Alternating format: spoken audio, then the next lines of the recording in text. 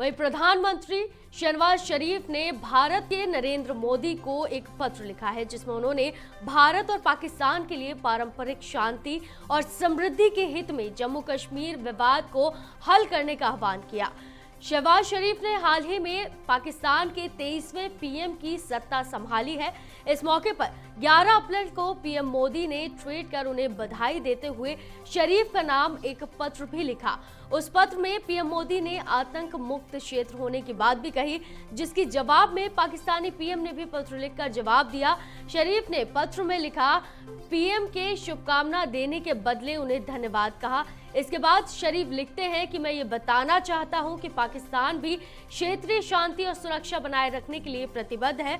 आतंकवाद से लड़ने और उसे खत्म करने में हमारे बलिदान और योगदान को जाना जाता है और विश्व स्तर पर इसे स्वीकार भी किया जाता है।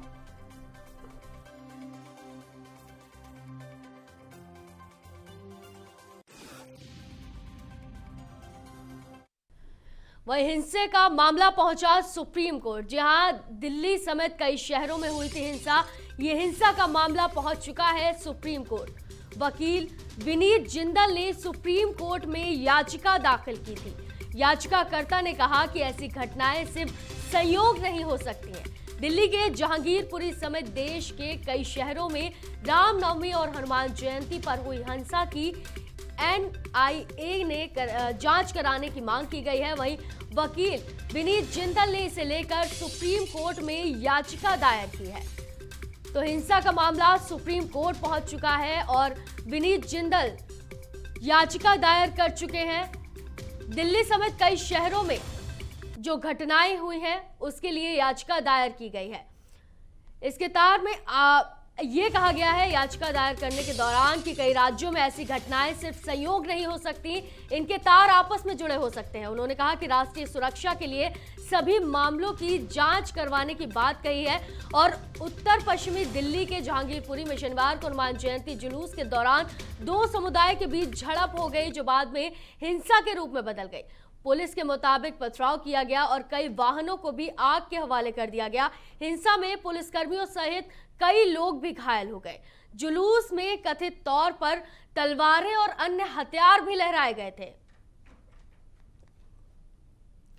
तो वहीं बीजेपी ने भ्रष्टाचार के मसले पर आम आदमी पार्टी को कटघरे में ला खड़ा किया है। प्रेस कॉन्फ्रेंस में संबंधित आदेश ने यह कहा है कि सीएम अरविंद केजरीवाल पर निशाना भी साधा। पात्रा ने यह कहा कि केजरीवाल जी राजनीति है, कुछ नहीं करना, केवल जिक्र करना और जिक्र का फिक्र करना। पंजाब के ताजा घोषणाओं पर बीजेपी नेता ने कहा कि वह विज्ञापनों के माध्यम से अपनी पार्टी को लेकर झूठे दावे करते हैं। आजकल टीवी पर पंजाब के मुख्यमंत्री एंटी करप्शन हेल्पलाइन का प्रचार कर रहे हैं। बीजेपी ने आपको पुराने वादे याद दिलाए और कहा कि शीला दीक्षित, लालू प्रसाद यादव जैसे के खिलाफ सबूत होने का दावा केजरीवाल करते थे, मगर फिर भूल गए।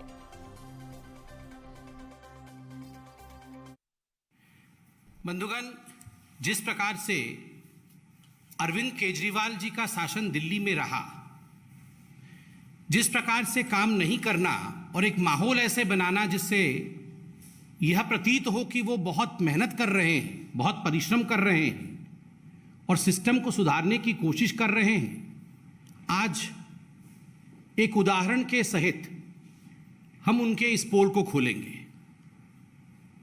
काम न करना, केवल काम का फिक्र करना और फिक्र का जिक्र करना, यह अरविंद केजरीवाल जी का यूएसपी रहा है। और खास करके विज्ञापनों के माध्यम से अपने पार्टी के भिन्न भिन्न विषयों को आगे बढ़ाने की चेष्टा करना, जो धरातल पे वास्तविकता नहीं है। आजकल भी हम टीवी ऑन करते हैं तो पंजाब के आदरणीय मुख्यमंत्री जी को एक एंटी करप्शन हेल्पलाइन के साथ देखते हैं। मुझे याद आता है जब पहली बार दिल्ली सरकार गठित हुई थी 2014 में, तो उस समय अरविंद केजरीवाल जी ठीक इसी प्रकार टीवी में आते थे और कहते थे कि आप में से कोई भी करप्शन को मत सहना, अगर कहीं भ्रष्टाचार होता है तो हम एक फ़ोन नंबर देंगे, आप तुरंत उस पर फ़ोन कर देना, मैं बैठा हूं, मैं पकड़ लूंगा उन लोगों को और सारे भ्रष्ट लोग जेल के पीछे होंगे। उन्होंने किसी को नहीं छोड़ा था। शीला दीक्षित जी के विषय में तो एक अटैची थी उनके पास, वहां से लेके लालू प्रसाद यादव इत्यादि 13 लोगों की लिस्ट भी थी। आज कुछ खुलासा हम तथ्यों के माध्यम से करने वाले हैं। अरविंद केजरीवाल जी अर्थात आम आदमी पार्टी का जो पहला कार्यकाल था दिल्ली में सरकार के रूप में, वह 28 दिसंबर 2013 से 14 फरवरी 2014 तक का था। 8 जनवरी 2014 को आप सभी को याद होगा, एक भ्रष्टाचार विरोधी helpline, anti corruption helpline Arvind Kejriwal ji ने स्वयं लॉन्च किया था। वो नंबर भी आपको याद होगा। दिल्ली में अरविंद केजरीवाल की भ्रष्टाचार विरोधी हेल्पलाइन के बारे में उनका पोल खोलने का काम संबित जी ने किया है। और दिल्ली के मामले के अंदर भी मैं कुछ बातें आपके सामने साझा करना चाहता हूं। दिल्ली के मुख्यमंत्री जी जिस समय पंजाब के अंदर उनकी सरकार बनी तो उन्होंने ट्वीट किया कि हमने 11 दिन के अंदर दिल्ली के अंदर एक परिवर्तन किया, एक पंजाब के अंदर कट्टर ईमानदार सरकार आ गई है। और ऐसी कट्टर ईमानदार सरकार को चलाने वाले जो कट्टर ईमानदार मुख्यमंत्री केजरीवाल हैं, उनके बड़े ही कट्टर दोस्त और मित्र और उनके सखा रहे ऐसे दिल्ली में उनके ही मंत्रिमंडल के मंत्री सत्येंद्र जैन जी की एक कारनामा सामने आया। और वो कारनामा उनकी लगभग 5 करोड़ की संपत्ति जो कि फर्जी कंपनियों के नाम पर हवाला कारोबारियों से लेन देन करके उन्होंने जमीन खरीदी थी, उसको जब्त किया गया। और ये कार्रवाई बहुत नई नहीं है, पिछले 5-6 सालों से उन पर यह कार्रवाई चल रही, उस पर जांच चल रही। और उस जांच के दौरान ये पाया गया कि किस तरह से सरकार का जो वो उपयोग कहते हैं उसको दुरुपयोग कर रहे थे, अपने पद का दुरुपयोग कर रहे थे। किस तरह से दिल्ली के कट्टर ईमानदार मुख्यमंत्री के कट्टर दोस्त और चहेते सत्येंद्र जैन के